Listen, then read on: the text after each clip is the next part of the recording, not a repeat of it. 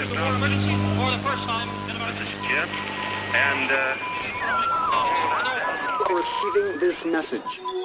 We are Ken Jennings and John Roderick. We speak to you from our present, which we can only assume is your distant past, the turbulent time that was the early 21st century. Fearing the great cataclysm that will surely befall our civilization, we began this monumental reference of strange and obscure human knowledge. These recordings represent our attempt to compile and preserve wonders and esoterica that would otherwise be lost. So whether you're listening from an advanced civilization or have just reinvented the technology to decrypt our transmissions, this is our legacy to you. This is our time capsule. This is the Omnibus.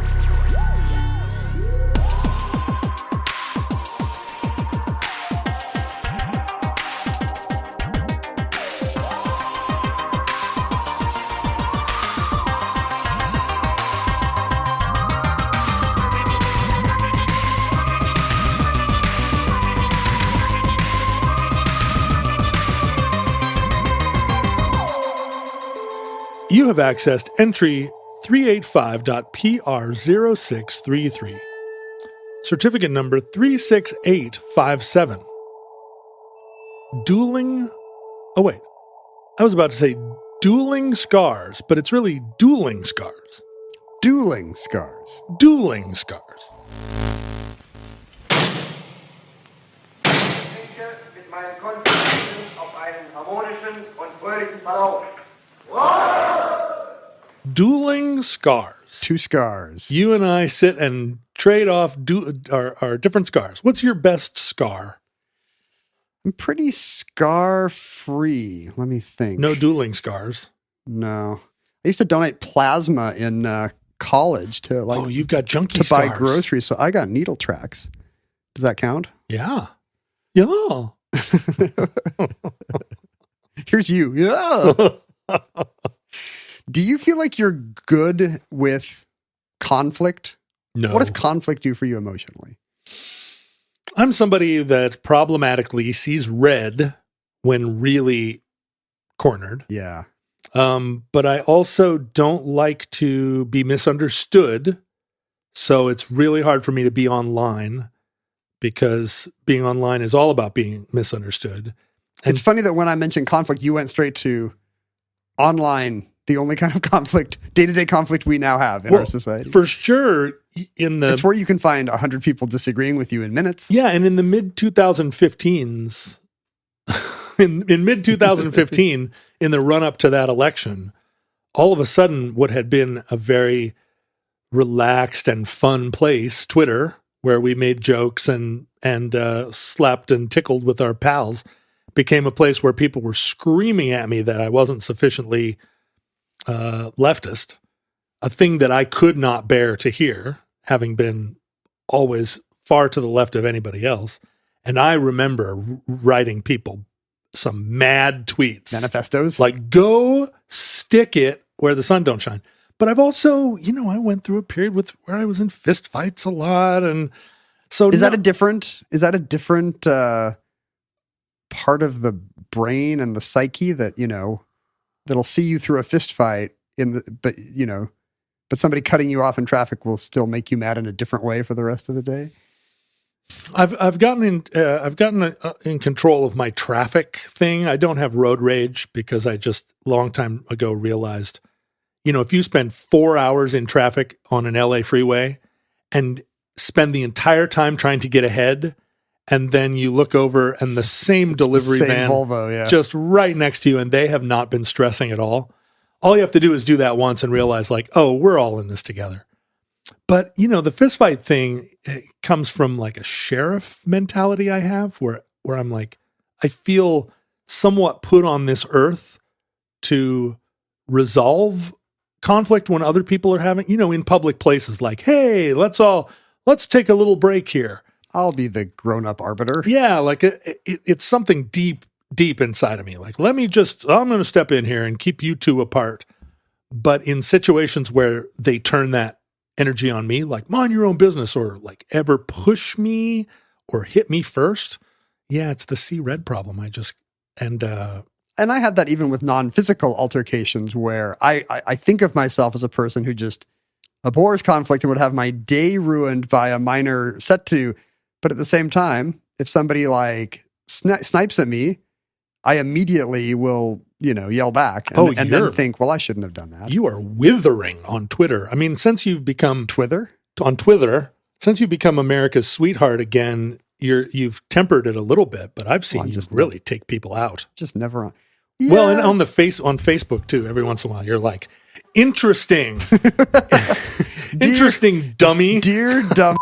but do you see red? But I never feel like I started it. I'm like, here I was minding my own business, and a total stranger was a dick. It's the same thing where, in an interaction in a car or a parking lot or.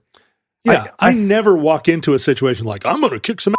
It's I know. Always somebody. So I always feel like I'm the good one. Yeah. Someone still started it. But maybe everyone thinks that they're the good one, When I was running for city council, my team was like, all right, what are your skeletons in the closet? And I was like, I got none. I'm not a creep. I'm not a baddie.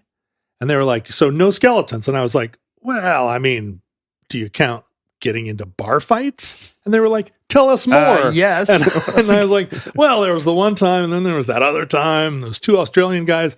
And they were concerned about it enough, that somebody was going to step forward and say like, yeah, he's real nice until he like punched me in the nose and threw me out the door.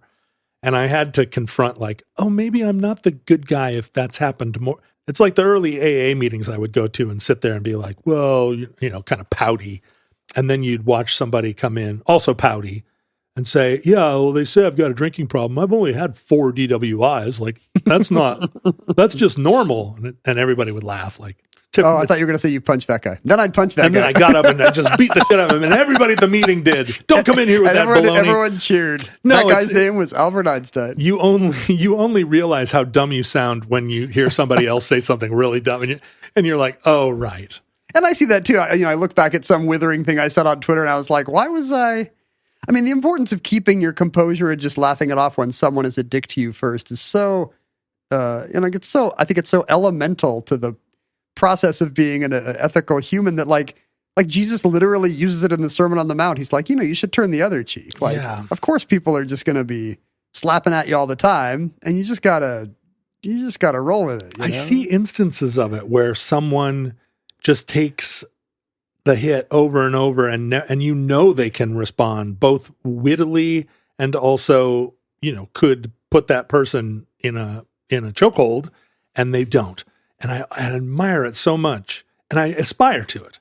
Like Ken, I haven't been in a fist fight since 2015. What do you think about them apples? Do you get a chip for that?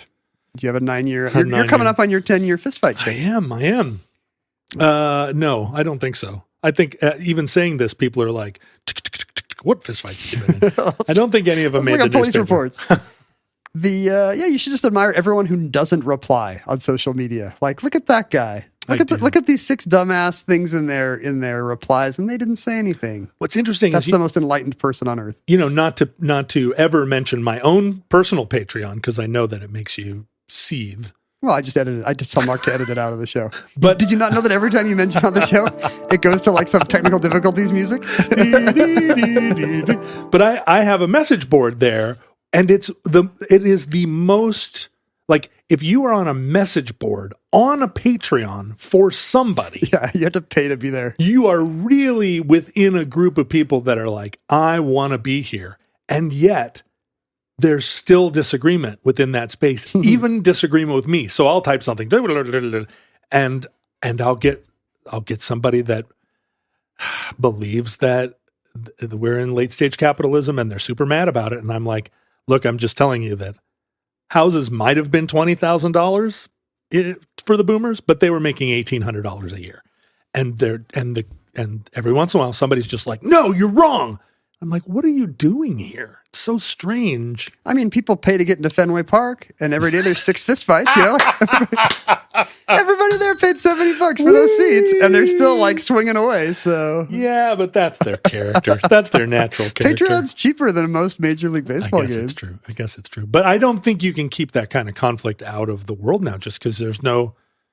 I think if that kid was sitting next to me, he would see that I was about to get in a fist fight with him, and he would be quiet. It does happen rarely in adult life, but it ruins my day when you get someone into a when someone gets mad at me, and then I feel like, oh, boy, I was forced to respond to.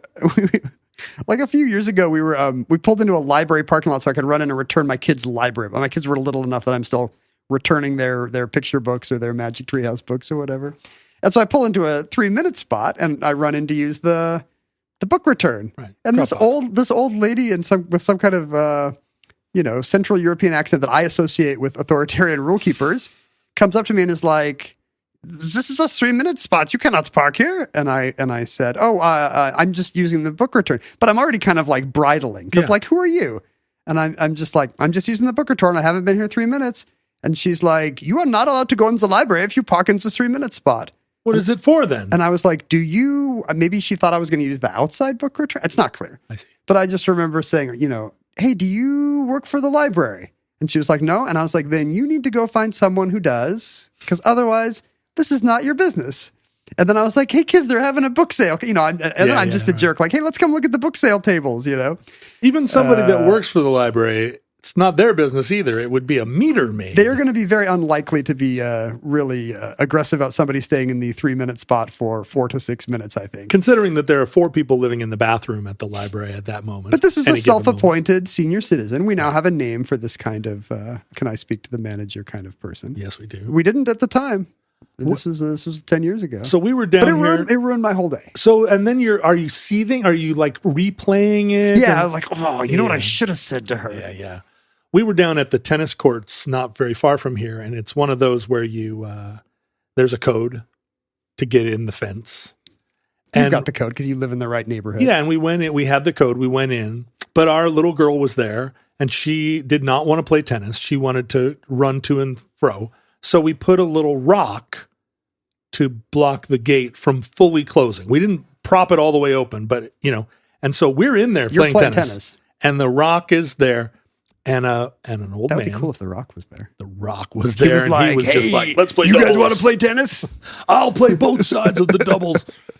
An older gentleman in a big truck drives up, rolls his window down, and I was like, "Hey, neighbor," and he's like, "You can't prop open the gate."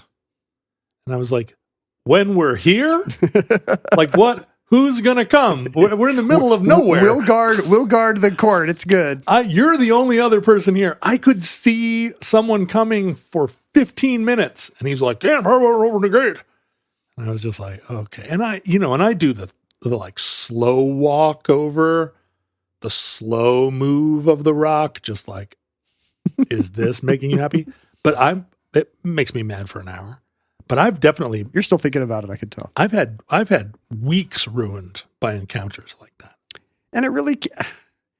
It must be almost universal that like to have bad feelings and have a bad encounter with another human being just kind of messes with your emotional self. But there seems to be a type where it doesn't, right? There's the movie character of the mean lawyer or agent on the phone who not only is able to be like, "I'm going to cut off your and you with your own and then I'm gonna, or Mark will bleep it. Yeah. But this kind of movie stock character who just can immediately pull off these insults with threats with 20 F words.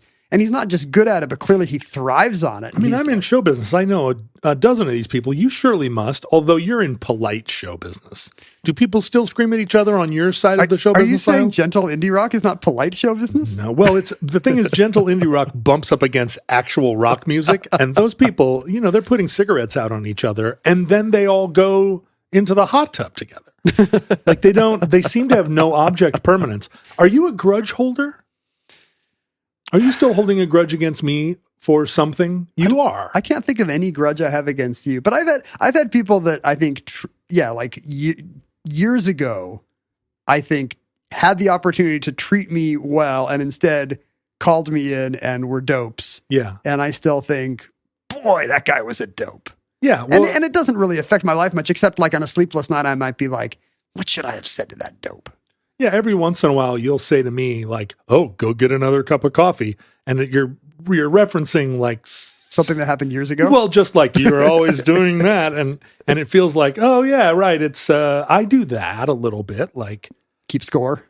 I try not to. I try not to keep score I feel like But that's the that's thing a dangerous thing. Yeah, but like when you're a person like us who's trying not to, that means you wouldn't have to try if you were actually a real enlightened soul, right?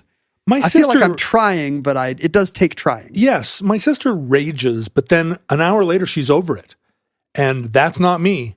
If you rage at me, I don't make a mark in a book in my mind, but I definitely am wounded. But it is an argument for rage, I guess. Sure. That hey, that settled it. Burn it off in the moment. And I guess that kind of brings us to the historical subject of today's entry, which is a long, millennia-long legacy, at least in the West, of people deciding to settle scores and affairs of honor by doing controlled violence to each other. Isn't it global? Isn't that also a Japanese and Chinese tradition and African tradition too? Like, doesn't everybody square off and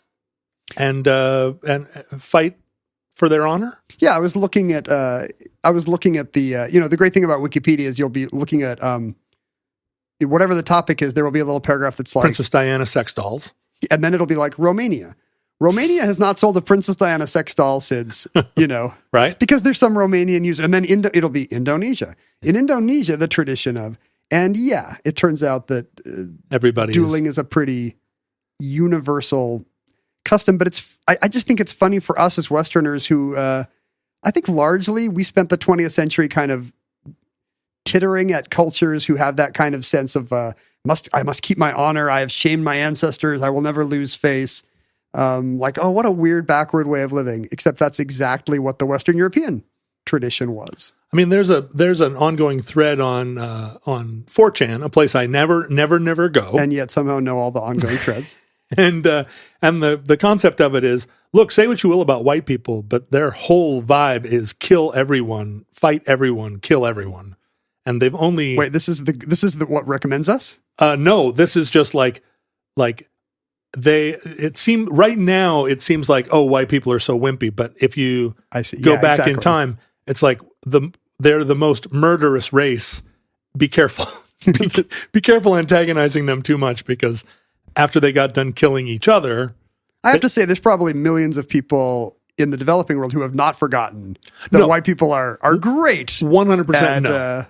I mean, at killing when there's a bottom line involved. Once we killed each other for 1,500 years, then we invented a bomb that could kill everybody. the duels of Europe, the Middle Ages, up through really the 19th century, they derive from an older tradition of judicial combat. Basically what you're saying, it's better to rage for a moment and get it. It's better for society to rage for a moment and get it out of your system, I think. This is the Game of Thrones trial by combat.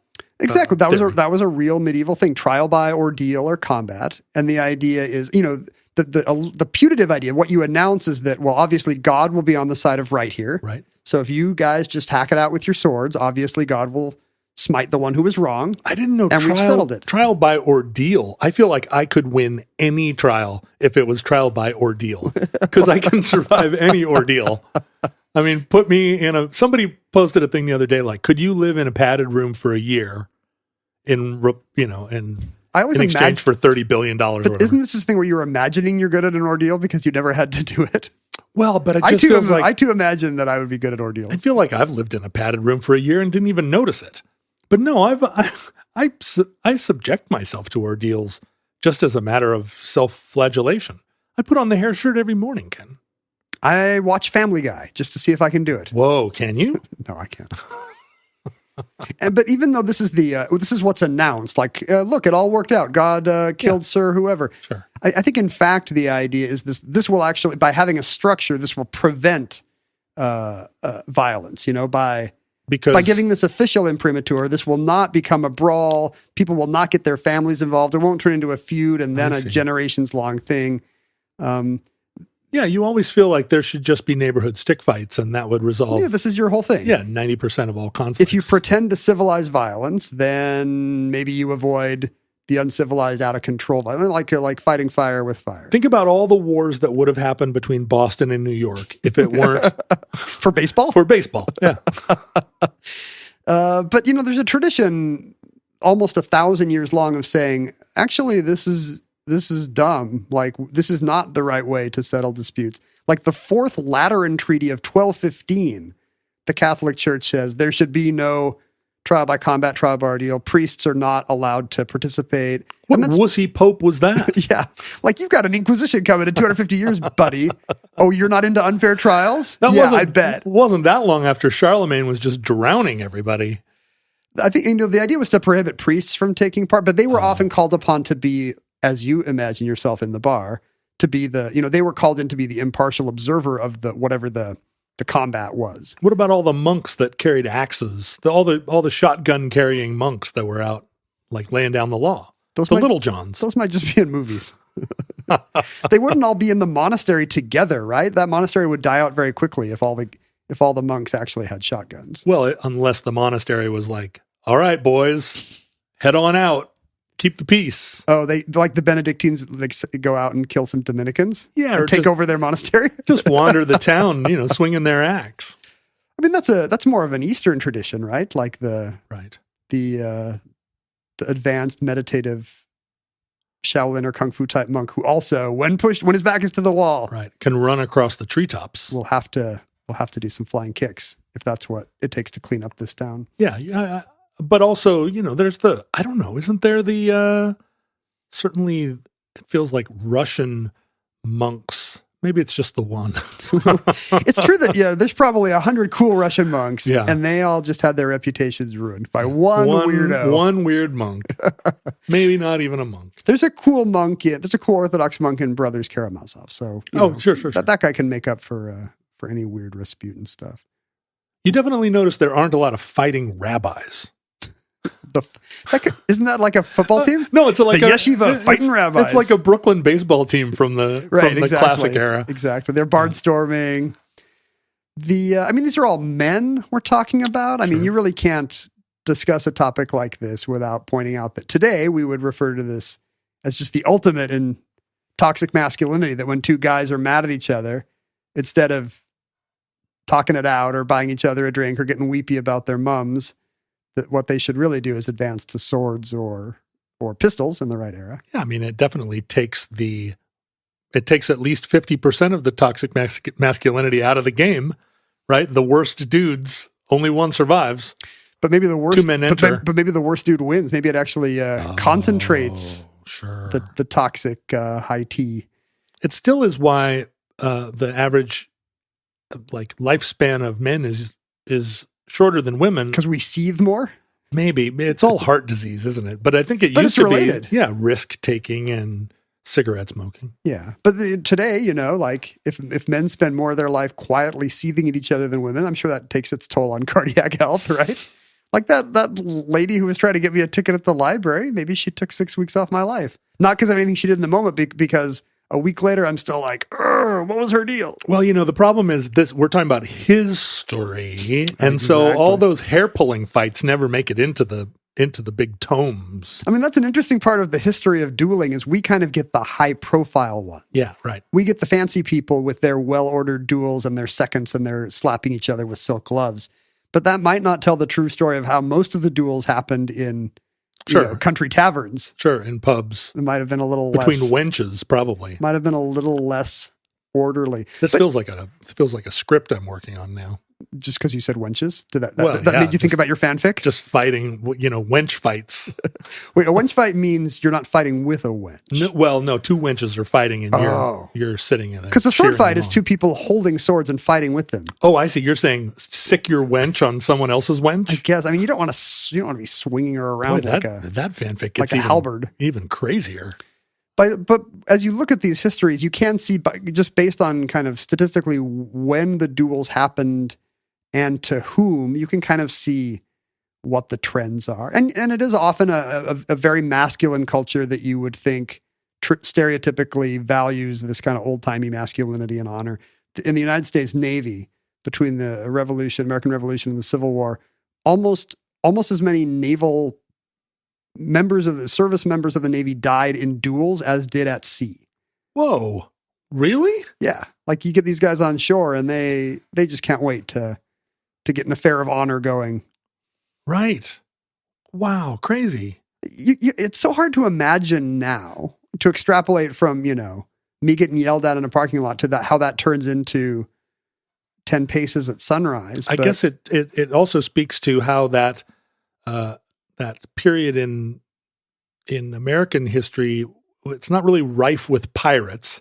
We weren't in any big sea battles. We weren't fighting the Barbary. You think we need pirates? They serve as a cultural vaccination against domestic violence? Well, no, but I think it just raises the death rates of naval officers dying at sea. Fewer at sea, right? Yeah. But, there could be scurvy or shipwrecks or swept overboard or whatever, and still more of them are just stabbing and shooting each other back at port. Stephen Decatur died in a duel. But a lot of those duels at that period of time were just like, you looked at me funny or you stepped on my buckle or whatever, right? I mean, what prompted a duel was not much. I mean, it could be you insulted my wife, but that could mean everything from you did a weird look at a dance all the way to you wrote a thing in the paper saying that my wife used to be a prostitute in across the river. That seems like it would spark a duel, but like dancing with her one too many times. I mean, I bet you and I suffer insults worthy of duels every week and just like, that's just life. Yeah, the insults did seem to be pretty minor back then. You kind of wonder if people didn't want to actually advance to violence, but were just forced to by the social norms of the time. Like neither party actually wants to risk death because of a slight at a ball or at an opera premiere. That's certainly one of the subplots of the musical Hamilton. Yeah, I mean, that's a funny case because, I mean, it's not really foregrounded in the musical, but it's a sitting vice president of the United States killing a former secretary of the Treasury. Like, if you think we're living in unprecedentedly violent, polarized political times in America, don't forget the time that the sitting vice president shot the previous secretary of the Treasury. Right. No one has caned Charles Sumner recently. Yeah, Mike Pompeo is not like strolling the cliffs of Weehawken with a pistol. Well, I love those videos from the Korean House of Delegates or whatever, where everyone it just erupts into a giant brawl. You think that would be more honest if we still had more Taiwanese style floor fights in the house? Is it Taiwan where that happens? I've seen clips from Taiwan. Yeah, well, it just feels like if you're gonna have all those cranks yelling at each other in the Congress, which the first time it happened, I was like, you have got to be kidding. What has happened to this country? And now, anytime anybody gives a speech, there's some ding dong that's yelling at them. Well, how long before they're whacking each other with walking sticks? Can't be long. There's no walking sticks anymore, but I use walking sticks sometimes. But like weapon availability is at an all-time high in the U.S. Sure. And the resulting violence rates have spiked in the last 3 years or so. And when Republicans have the House, that you can concealed carry on the floor, right? That's right. So it's not going to be walking sticks next time. It's going to be boot derringers. Boot derringers. Or Lauren Boebert's going to have one of those pink-colored AR-15s that they literally sell. Pink AR-15s. But you have to imagine who she's going to be shooting at. Like, what's the slight? Matt Gaetz. Oh, you think it'll be internecine Republican shooting? Well, that's the best thing about now is that Democrats will be under desks. Republicans are starting to do that thing that liberals have done for centuries, which is hate each other more than the opponents. Yeah, they're going to turn on each other, and it's going to be the best TV you ever saw. But if none of these people really wanted to be in these duels, but there was always one humorless guy who really felt like the slight needed a reply. Mm-hmm. And then there was one kind of jokey guy that was like, I was just kidding, but I'm forced into this. Yeah, I can't look like a jerk. I mean, it is probably like any kind of road rage incident today where there is one person who really has some issues and another person who kind of got railroaded into the situation. But back then it all happened very slowly with the exchange of calling cards and because there was the code duello was, goes back to like 1770s Ireland.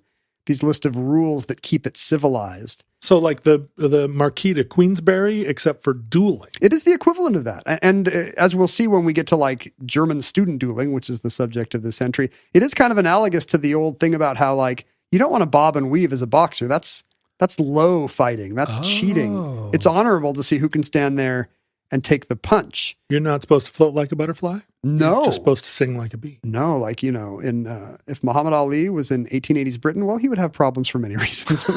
But his fighting style would not be appreciated. I have noticed this a lot in my travels around the United States, that there are different codes of conduct in different parts of the country. And people in Texas and in, parts of Appalachia, they have a different way of doing things. And one of those things that I've come up against a lot is the notion that you're not supposed to talk Why would you be? You're a visitor to those places. Do you want to? No, but they don't even want to hear you say a bad thing about someone, right? You're not supposed to say anything. More like gossiping. Yeah, it's akin to gossiping, but like if this guy is dishonest, it's worse for you to say, oh, you don't want to deal with that guy, he's a cheat. That is also a breach of the code.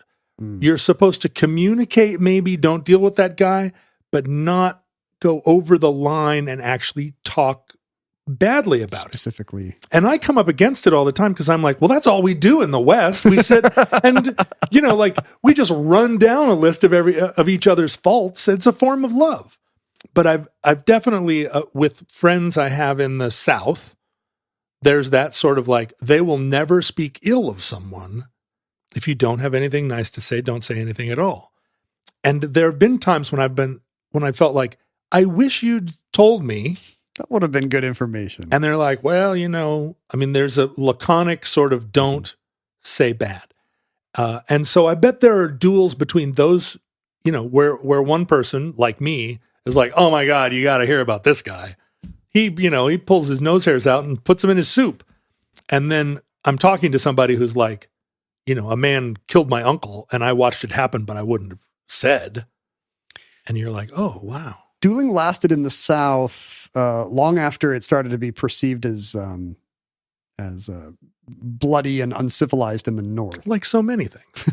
I mean, by the time the Civil War had ended on both sides of the Mason-Dixon line, but I think there was a sense in the northern colonies that this is one of those, that we're a new modern Enlightenment country. This is one of the old world traditions we're going to get rid of, like divine right kings, and we're just going to sue each other. Yeah, basically, we got sharp Yankee lawyers, and so there really was quite a bit of that. Benjamin Franklin being like, "I'm just going to say it, dueling sucks," and George Washington forbidding his men to get into duels, and a lot of that was just practical, like he was going to lose men. Right? He'd like let the British shoot each other for stupid reasons. But you can see that as a way of distinguishing the United States. We're a modern country. We're a democracy, not a feudal society. But we also had the frontier, which meant kind of a loosening of norms. And there weren't. That's another urban myth, like alligators in the sewers, right? That there weren't actually that lot many of shootouts at high noon. Shootouts, right? Yeah, I think that's true. That seems like something that kind of derives from a literary trope. We want to see the Western descendant of the Three Musketeers style duel of honor, which we kind of think is romantic. There's probably as you say, a fair wench involved on some level. So it lends itself to a lot of different kinds of fiction for both men and women. The bad guy is slow on the draw because being bad makes you slow. Yeah, exactly. In America, you hear about all these, I said a sitting vice president was in a duel. In fact, it was considerably more common for these kind of high profile people to get into duels because, first of all, you had to be in a social class where this wouldn't have just been settled by punching someone into a haystack. And second of all, you had to be in a line of work that led to a lot of disagreements and enemies. Oh. So politicians disproportionately got into duels. So did newspaper editors. So did attorneys. It was, the classes that today you'd think of would be kind of bloodless and isolated from that world. At the time, they're the ones making the most enemies and getting the most angry people showing up at their office. Because it also would have been a time when your reputation was your whole status. Yeah. And if your reputation is that you're a sleaze, who cares if somebody calls you a sleaze? But if the only reason you're getting invited to the fancy balls is that you're known as a man of honor, and you got some position of respectability in the government or the press or whatever, and someone impugns it, even with a raised eyebrow, it's what can you do? Sue them. And the honor involved is not. This is something I did not understand because I see duels through, as you say, the modern myth of the sharpshooter in the streets of Tombstone, or this great swordsman or John Wick or whatever it is. The latest John Wick movie, the finale depends on a loophole in the rules of dueling. Oh. So these tropes are still with us. But in fact, the goal was not to show your amazing prowess in defeating your opponent. It was to show your bravery in facing him. So, that's why there are a lot of variations on the duel. You could lose your reputation in a duel by being too bloodthirsty. Andrew Jackson, I think, shot a wounded man in a duel, and his reputation never quite recovered because he won the duel, but not in the right way. By the same token, there was a technique called, I think, délope, which was to fire your shot in the air. Yeah. Because that showed your ultimate bravery. I'm going to face the bullet, but then that's the kind of thing that led to a bad end for Alexander Hamilton. For example, if you're too honorable in the wrong duel, you're going to take a bullet. So it's all very complicated. You think about the style of war at the time, where you just marched in a straight line toward a straight line of people that were hiding behind a hedge, getting picked off one at a time. Yeah, and you're meant to just stand with your breast out.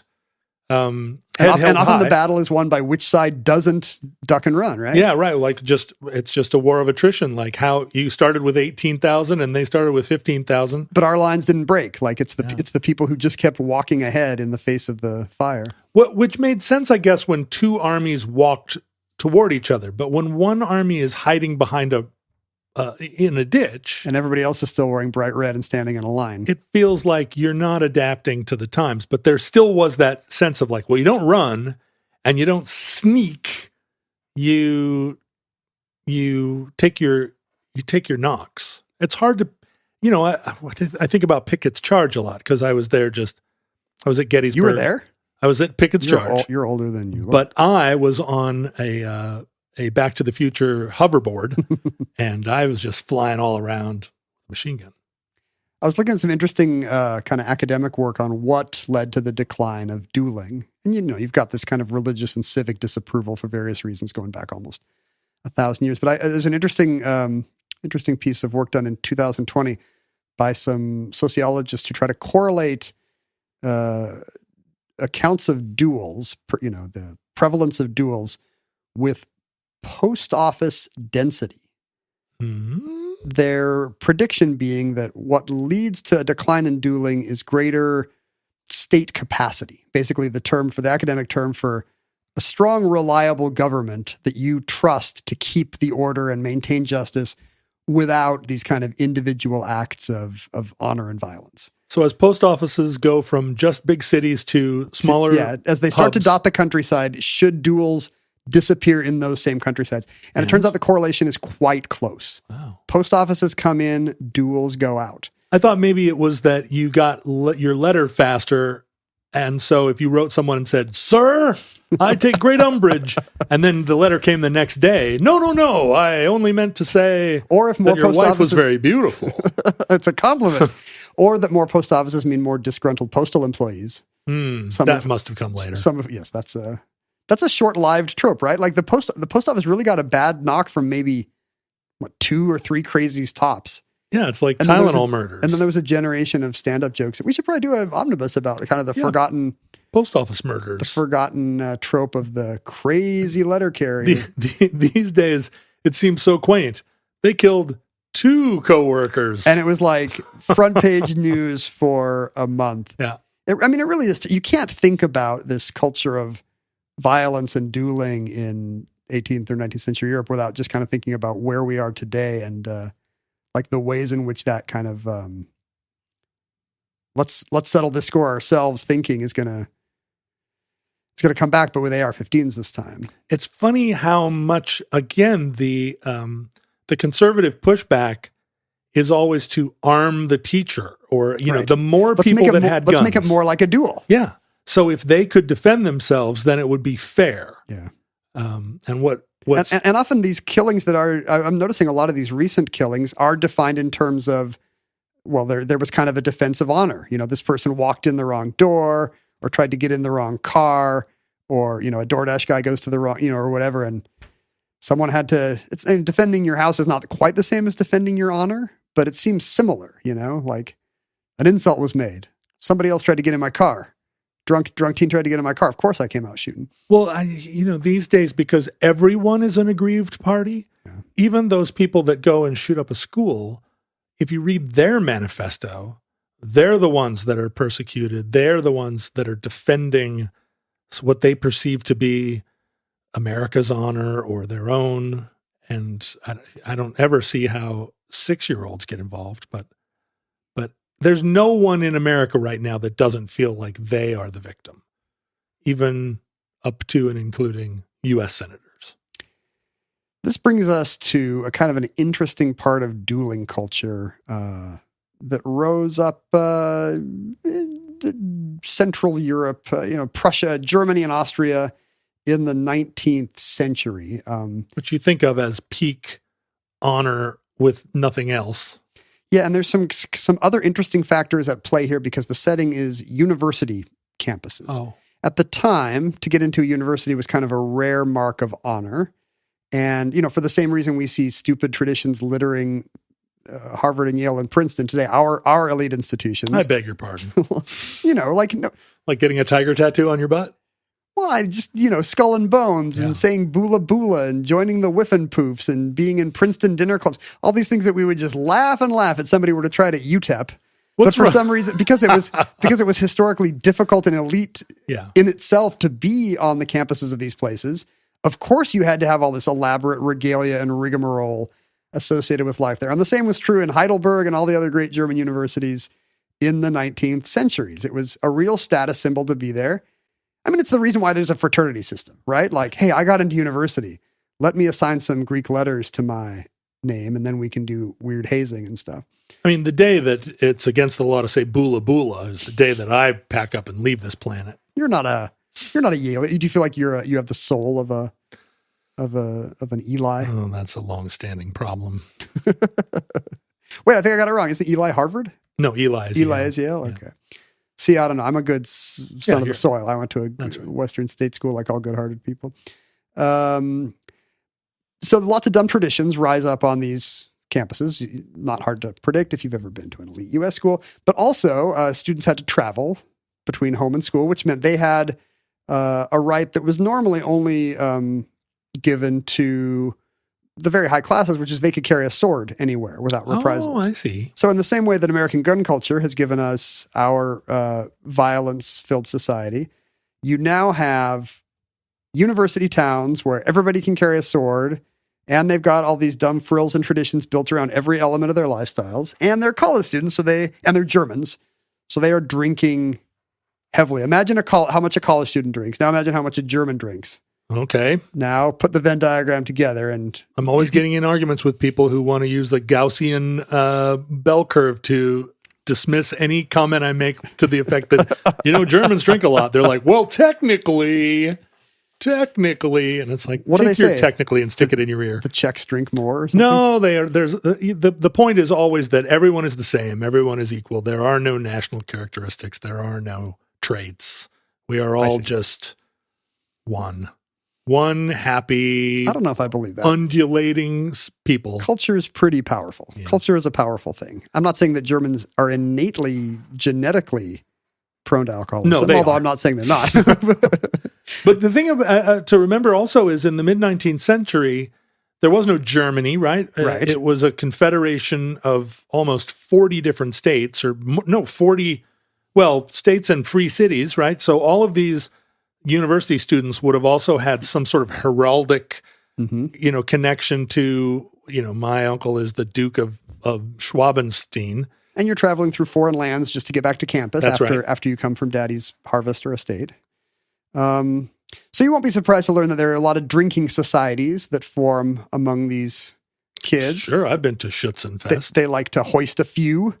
And in particular, a very interesting tradition of honor and combat starts to form in these drinking societies because, people who have had a few are maybe more likely to get into some fights. And in order to codify that and make it part of the culture, a sport emerges over those centuries called mensur, M-E-N-S-U-R, which is kind of a a ceremonial dueling culture in which recreationally, instead of waiting for a slight, basically recreationally people get together and hope there will be a good duel to watch. They just sit around drinking until somebody spills a beer, and then they're like, "All right. It's on." Right. And the more beer, the more likely there is to be a slight, obviously. But in some cases, the slight could be very pro forma. Somebody could just say, "Hey, call him a Dunkhoff so we can have a nice mensur match." And I've looked at some some reenactment videos of what these societies were like, and these are sword fights. It seems like the more you drank, the worse the sword fighting would be. Yeah, right. Like sword fighting. Right. Again, so in the style of duel where the point is to just stolidly face the bullet instead of to show off your great marksmanship, really good blade skill is not what's in question here. There's no footwork. I see. Basically, two people would kind of stand a few feet away from each other with swords that they weren't dummy blades, but they were maybe sharpened only in the last inch or two. Oh, okay. And they would just kind of wave swords in each other's face, and you could parry, but you weren't supposed to do fancy footwork and duck and lunge. That would be dishonorable, floating like a butterfly. These are like the lightsaber battles I have with my daughter. Pretty much. Where we're just supposed to stand apart and then wave our lightsabers. We used to do this every Christmas with wrapping paper tubes. Yeah. And the point was never, you're not trying to hit your opponent. You're just trying to whack the tip of their tube so you can go back, left, right. And the goal is not to flinch. You're supposed to be brave enough that you can take this kind of blade work right in your face. Yeah. And there's really no real honor at stake in most cases. The parties are not actually too aggrieved. They just had a bit much to drink, and everybody was hoping to see a good mensur fight.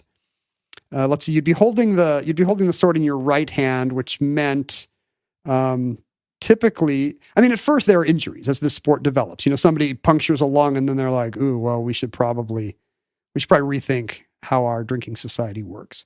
So eventually, elaborate armor develops. A thick leather.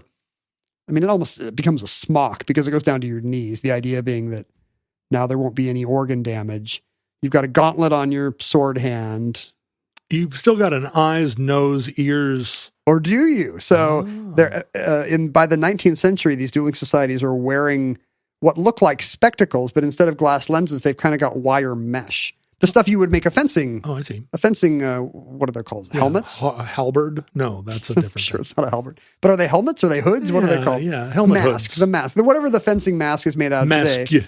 You just put the Masqua stuff on your eyes. So it's like a steampunk Jules Verne style. It looks very steampunk because this stuff is all made of leather, and there's some metal mail, and their sword arm would have some silk drapery, which would serve to blunt any sword blows that could hurt your arm or chest or side, and antagonize a bull if one happens to be around. They made sure it was red in case there was a bull around. So over the time, this elaborate armor develops so that you don't get real injuries. Right. But because you're waving swords in each other's face and the goal is to face it bravely, inevitably, the proof that you have faced somebody's sword bravely is that you got your face sliced up. Uh-huh. So the armor generally, although it protects the neck and the ears and any place that could really mess with your lifestyle, it's always very careful. They're very careful to leave the cheeks, particularly on the left side, and the forehead uncovered. Because you would want the resulting scars. That was proof that you had fought bravely and withstood the blade. How deep can a sword slice on a cheek be before you have trouble chewing? Yeah, I think these are pretty shallow cuts for the most part, but you want them to be showy. Yes. So often the practice was, first of all, don't have any real doctors there. It would often be first-year medical students. And the goal would be, how few sutures can I put in this guy so that he can go back in? Wait, they would sew him up and then they'd go back in? Yeah, or even worse, they'd sew him up and, put horsehair or straw in the wound to keep it from healing nicely. To be more gnarly? The person wanted a gnarlier, more disfiguring scar because, again, by implication, I have faced a more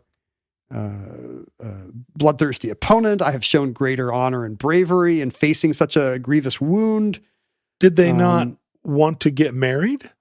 Well, that's the thing. There was actually an aphrodisiac effect to having these scars. People would go back and would fight 20 or 30 duels. One famous German student had 137 different facial scars because the ladies were impressed. It just shows how arbitrary all these courtship rituals are, because what they really like is badly healed scars from a drunken student fight club, basically. It seems like such a risk to take, because some of the scars are so elegant and rakish, and then there are some that are just really dumb looking.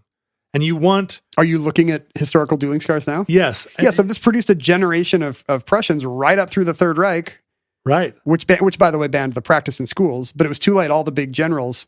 They all had them. But like, if there's one that goes across your face, it makes you look like a really, like a roughen. Well, to us, but that's because the Nazis, the stereotype of Nazi generals having these scars led to the 20th century trope of facial scars, meaning that you were some kind of a sociopath, and you've probably got a bunch of nerve gas you want to put into the water supply of London and Paris. Like, Bond villains often have facial scars, and it's absolutely left over from this tradition as filtered through a bunch of Nazi high command guys who came up through these dueling societies. But if somebody actually cut off your nose, you'd be like, true. "Oh, I rolled the dice on this, and now I look really stupid." Yeah, the astronomer Tycho Brahe lost his nose in a duel and had to wear a metal one for the rest of his life. And I think these dueling societies were careful. I think often you would wear armor on the parts of your face you didn't want to slice off. And you kept your foreheads and your forehead and your cheeks open in hopes that you'd get a bunch of nice, rakish scars there. Yeah. Because the Frauleins were going nuts for that. Well, I'm against it. You think it should be shut down? Well, you agree with the Nazis on this case. You know who else wanted to shut down the dueling societies of Heidelberg, John? The Nazi Party. But there were the deadliest, Hitler's deadliest general by many accounts is this guy named Otto Skorzeny, who should probably be his own show. Mm-hmm. He was the guy that hang glided into... Don't give it away. There's a daring rescue of no less than Benito Mussolini on his resume. Mm-hmm. He also... if you're going to rescue somebody... From a mountain chateau. I don't know, pick a better looking Fräulein. But this, and people would give themselves fake scars, boo. Some stolen valor. People would have doctors, slice me, Mick. They'd scalpel their own faces, because then they'd be indistinguishable from the bravest people at their dueling societies. Super boo. And you could just say you had a Canadian girlfriend. Yeah, no, I got this one in a duel over the summer. It's like shooting yourself in the foot in to get out of Vietnam. To get out of war. So this culture of dueling scars, which we'd be tempted to think of as a kind of appalling night. Oh, and by the way, since we've been talking about cultural relativism, these same people who were oohing and awing at the advanced honor and dignity shown by all these facial scars, I'm sure they would have been the first to anthropologically poo-poo any culture that was giving themselves ritual scarification. Tribal scarring, whereas, that's so savage and primitive.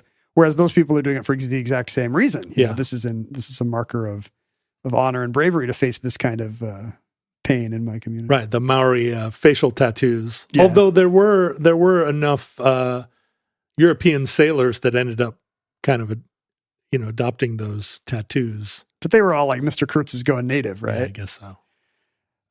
So you'd like to think of this as a kind of a funny 19th century remnant of a Germany or a Prussia gone by. In fact, in Germany and Austria and Switzerland, this is still a thing in college life. Come on. Certain fraternities, especially the more conservative-leaning ones, will have the same kind of, they'll come from the same kind of cultural elite that produces skull and bones rituals. Except they're doing it in World of Warcraft, right? Or Rock'em Sock'em Robots. They're not actually sword fighting, are they? No, they are still doing the dueling. Wow. It's kind of an outgrowth of their hazing and an outgrowth of just the crazy drinking that goes on at these. I didn't know this, but I guess, plenty of crazy drinking, blackout drinking goes on at U.S. fraternities. I don't know if you've heard about this. But in Germany, they actually have specific fixtures in every bathroom designed for puking, like giant puke sinks next to the bidet. And it's because they just know how much, you got to clear the system to keep drinking at some point. The Jägermeister's got extra flavor. It's got special herbs and spices that isn't in U.S. Jägermeister. And at a lot of these conservative-leaning fraternities, there is still a ritual sword fighting and scarring going on. So this is a nationalistic, you can't. I don't want to say they're all neo-Nazis, but you can't display the swastika in Germany now. But there are other ways you can show that you believe in the old customs, I guess. Sure.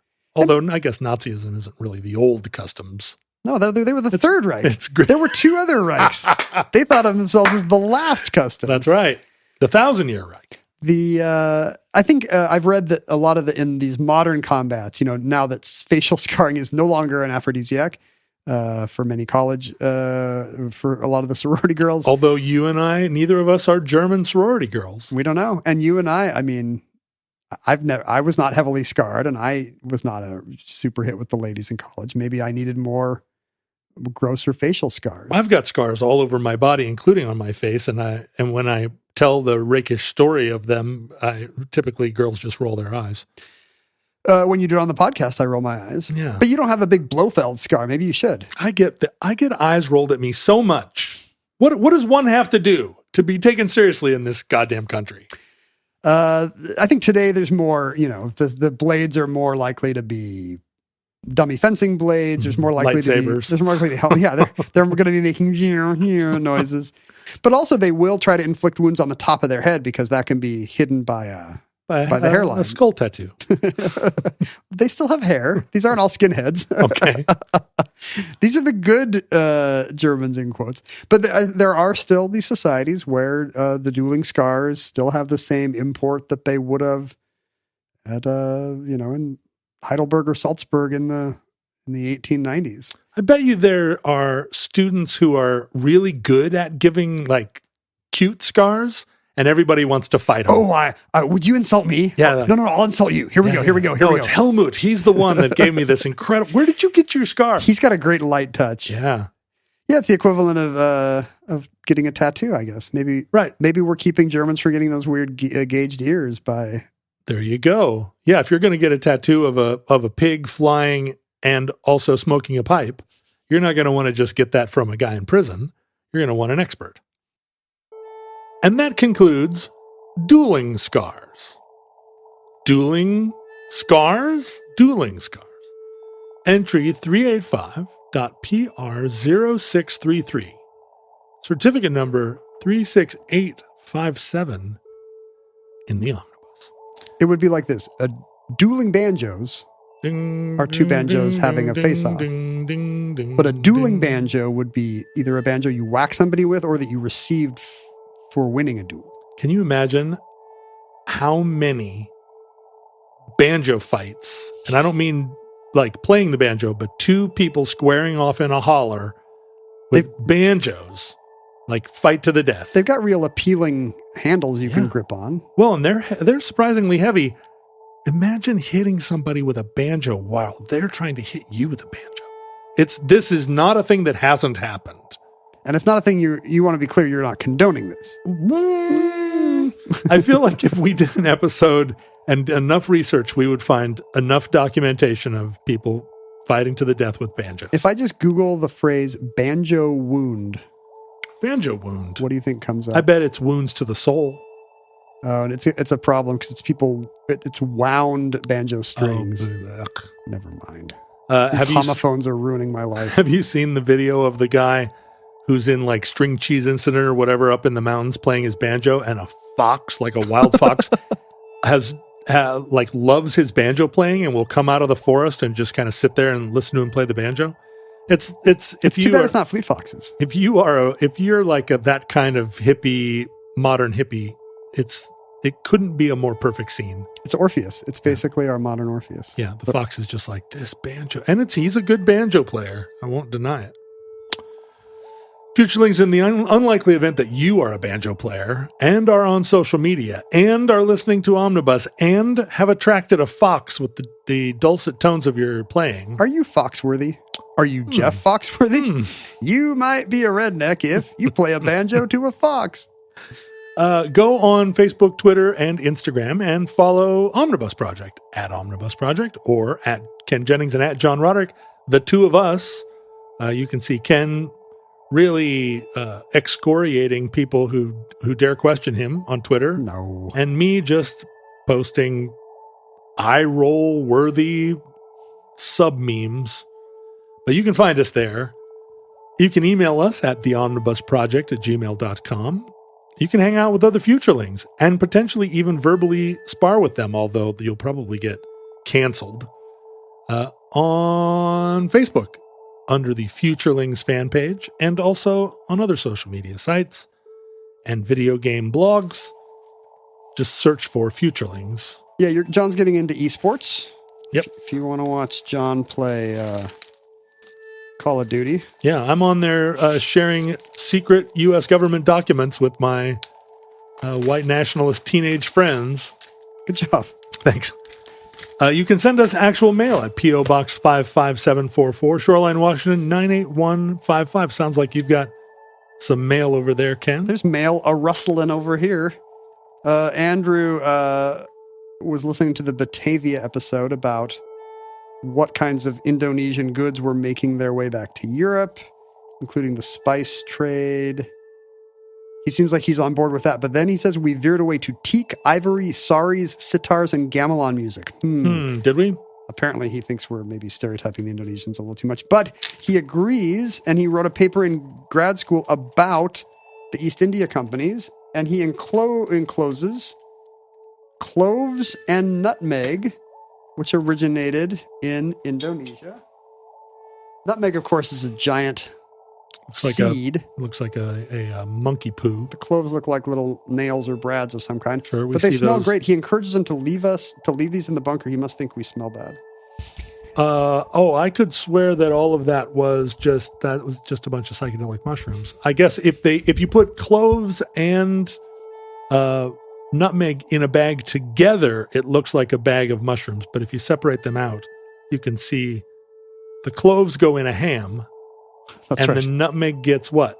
Malcolm X in his autobiography used to get high on nutmeg in Massachusetts state prisons, right? Yeah, so that's one of those anarchist cookbook, like get high off of this. Get high on eggnog? Yeah, get high on smoking banana peels. And I've tried them all, and they're easier ways to get high. The nutmeg smells, I can't tell if the nutmeg actually smells or if it was just next to the cloves in the baggie. But thank you. It seems like you're smelling your finger more than Thank you, nutmeg. Andrew.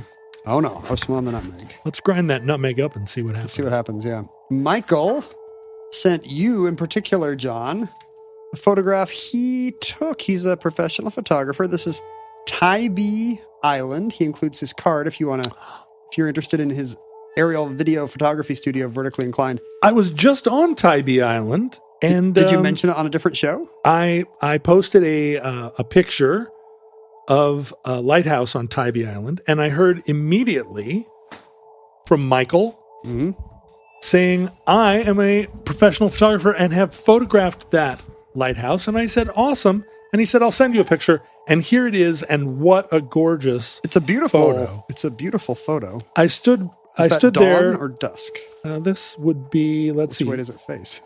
We are facing west, so this would be dusk. Sun is going down because he's captured the light shining through the Fresnel lens at the top of the lighthouse. Nice. That is wonderful. Thank you, Michael. Is that the lighthouse where you want to live? That's fantastic. No, because it's right in the middle of a like a beach community that's full of dingalings. Elijah also sent us, first of all, a Melissa Tipton card. He's shout out to his girlfriend, who must be an artist. What's up, Melissa? Elijah loved your show, Friendly Fire, and so his girlfriend encouraged him to make that. It's actually gift wrapped, and the late lamented Friendly Fire. He says he doesn't know why he's sending a couple of zillionaires some gifts. That's very flattering. Zillionaires. The thing about this show is, for a lot of people, it is where want to send all their shows or all their gifts for all of my podcasts that have been canceled. Well, this is nice. This has got a lot of references in the to the show. Is it like a collage? It is kind of a collage. It's got a lot of like it's a hat tip, and I like it. If only that show survived. Elijah the Mechanic says, Ken, don't be too sad. I also got you something. Don't be too sad. I don't want you to feel left out because I really like Omnibus too.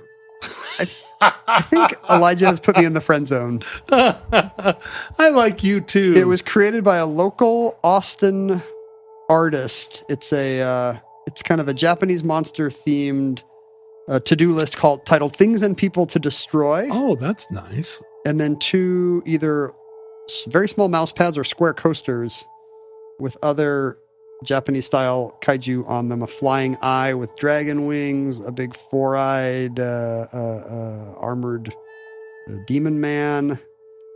Looks like LA he's rampaging through. I can't tell. This one that's a collage. I think this is DC on the Things and People to Destroy. Thank you so much, Elijah. My daughter is either at the age or of the temperament or both that she really keeps a running list of things and people to destroy. So I think we should hang that up here. I think, our kids might be fighting over the Things and People to Destroy list. You really peak in your need for that in your maybe teens or 20s. Thank you so much, Elijah. And on the topic of us being trillionaires. Zillionaires at least. Oh, zillionaires. Ken and I often sit and just give each other $1 billion back and forth because it's so funny to us. As a gift. Haha, think about how many poor people could benefit from this $1 billion. We write checks $1 billion. and it's so short you have to write the line. And no sense, you have to write the line on the rest of the thing. Yeah, we often buy companies, hold them for a day, and then sell them. And even though the stock price has only gone up 3 cents, we make so much money, more than you make in a year. We actually buy perfectly successful chain stores and shut them down and sell the real estate. Shut them down. I'm just kidding. Private equity does that. We're not that evil. No. Private equity comes to us. But if you are a sucker, you can support the show, which I highly encourage you to do because I'm not a zillionaire. And Ken's not really either. He's only a billionaire. What even is a zillionaire? Zero? I have $0 million? How much is a zillion? It's short for 0 million. 0 million. Yeah. So because you have so many million that it comes all the way back around to zero. I lost track of how many zeros, so I just say a 0 millionaire. Please do support the show at patreon.com/omnibus project. It's not just charity or charity at all. You get a lot of value for your small contribution. You get even more value for your large contribution. That's how contributions typically work. That's right. Well, not typically. If we did it the other way around, I don't know how successful we'd be. Roderick on the Line has a Patreon that gives almost no value except for a feeling of good heart. If it does as well as we do, then we are wasting our time with all these amazing benefits and gifts. No, it doesn't. Omnibus is a more popular Patreon, and I encourage that. Highly encourage it. So go to patreon.com/omnibus project. It's really the only thing that keeps me from bankruptcy. The streets. That's right. Constantly. And it's this show being profitable, the only thing that keeps me from bailing on John and leaving him in the streets. There you go. All of the fist fights that precipitate lawsuits that I have to then resolve, that all costs money. Keep John out of a bar brawl with your donation. Also, I would never see Ken again. I would only see him on TV. Patreon.com/omnibus project. Listeners, from our vantage point in your distant past, we have no idea how long our civilization survived. We certainly hope and pray that the catastrophe fear may never come. The tenses in this are very hard to parse. Yeah, we've been saying it for almost a decade now. And we still can't diagram the sentence. We wrote this before we'd ever recorded an episode. Seconds before we had to record an episode. And I don't even remember how we cobbled it together. Written by committee, and yet we still say it every week. If the worst comes soon, this recording, like all our recordings, may be our final word. But if Providence allows, we hope to be back with you soon for another entry in the Omnibus.